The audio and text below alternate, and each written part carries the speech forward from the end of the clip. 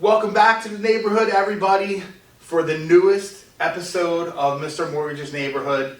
Our first guest tonight is a special guest, Mr. Benito Gonzalez, one of our fine loan officers here.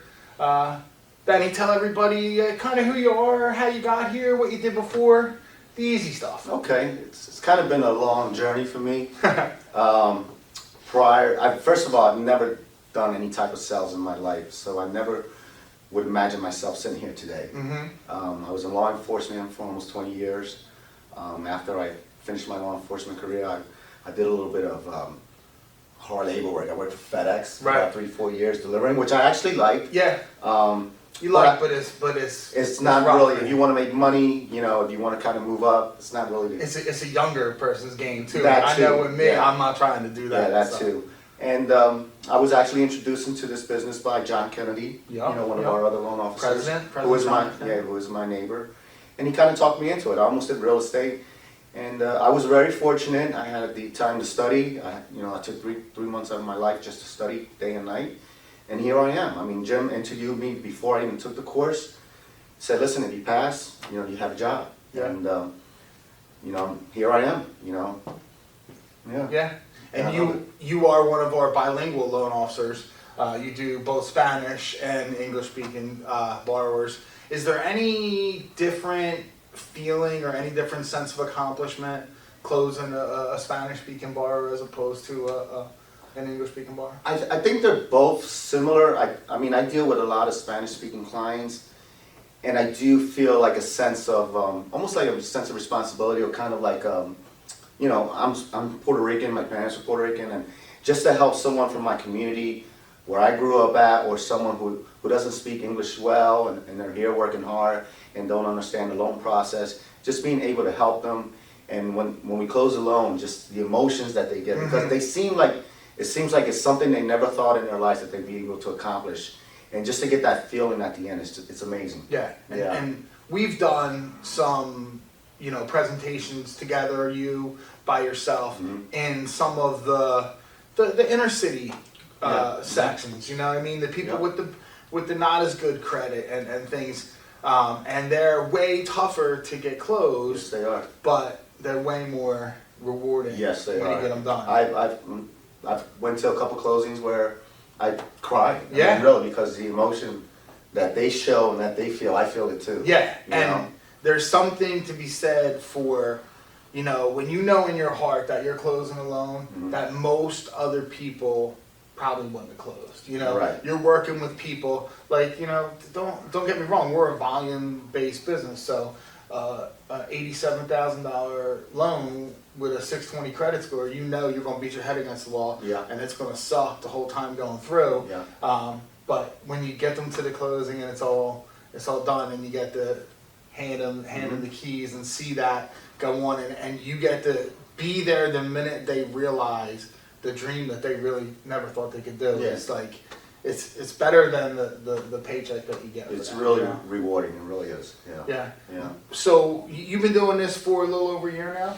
Yeah, I'm going to say a year and a half. So okay. I'm still kind of new, but every day is a learning process for me, and I learn something every day. And through your guidance and everyone in Envoy Mortgage, man, I'm learning a lot. What do you think was a speed bump that you hit in your first 6 to 9 months that now seems to be like, I can't even believe I struggled with that back then? I mean, you see, coming from my background and what I did in my past career, I was not used to doing cold calls. I was not used to networking, social media. I'm still kind of getting used to that right now. Right. And that was it probably still is one of my biggest obstacles that I still have to get better at. I feel comfortable around people. Yeah. That's not an issue. I get along with everyone, but just putting myself out there every day, and just kind of networking and just letting myself go, to be myself and let everybody see who I am. Yeah. It's kind of hard for me. I mean, I started the business, I'm 54 years old, so social media, I didn't start doing social media until maybe 2 years ago when I started this job, Yeah. So what's easy for someone in their 20s is not easy for me, but I'm kind of getting there, and I think that I mean, I think we're going in the right direction, and, Sure. and you know, with your guidance and everybody here, I mean, it's working out well. And Yeah. and not being a salesperson and getting into a sales job is difficult because you like even though I've been doing sales for my whole life, I never want to feel like a salesperson. Right. I never want to feel like I'm pushing somebody into something. Although I know in my heart there's a lot of times where people need a little push. Like they need, not like I'm gonna make them do something that they don't want to do, but they're kind of on the fence and they can't make up their mind, and just give them a little push. How have you dealt with that part of the sales aspect of a job, the actual sales? Yeah, in the job? I kind of agree with you. Everything you said makes a lot of sense to me.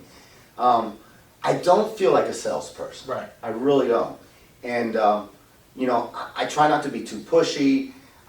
Every customer I treat like family or like a close friend, you know. And to me, it's really important just to treat them that way and treat them fairly and be honest about everything. And, like, I never find myself pushing it and pushing it. Listen, either you want it or you don't. If I can help you, I'm going to help you. But if I can't, I'll send you to someone that can do it. Right. You know, because to me it's important, the most important thing is that you get along. Right. You know, so if I can't do it, I know that maybe there's someone else that can do it. But, you know, I don't look at myself as a salesperson. Right. Even though this job, people say you're a salesperson. Right.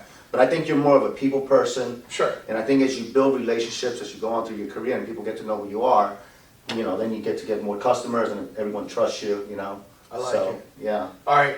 If you're a realtor out there in the real world out there and you're watching this episode right now, what would you tell them about why they should call you and refer their clients to you and trust you with their lives in your hands? Well, I think that, and it's just not me, I think it's Envoy Mortgage in general.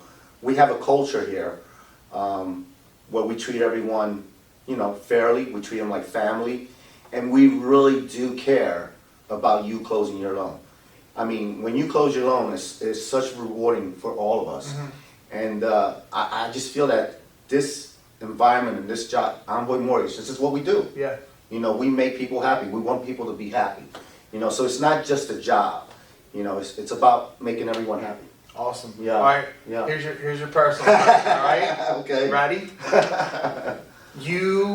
A genie comes and appears to you tomorrow morning when you wake up and tells you you can go and witness one sporting event that happened in the past. You can witness one sporting event and you can bring one person to watch it with you. What event do you want to see and who do you want to go with you? I think it would be when the Phillies went to the World Series, and which one? In Tuck 80 McGraw when he was jumping off 1980? he was jumping off the mound. I remember that vividly. I don't really have like anyone famous that I would want to take with me, but my son wouldn't have been born then. Right. But it would be something I would want to share with my son. Right. You and your son. Yep. 1980, watching the Phillies win the World Series. Yeah. That's a good answer. Yeah. Awesome. Yeah. Ben, thanks for coming by. Thank you for everything Awesome. you do. Appreciate it. We'll be right back with the next guest. All right.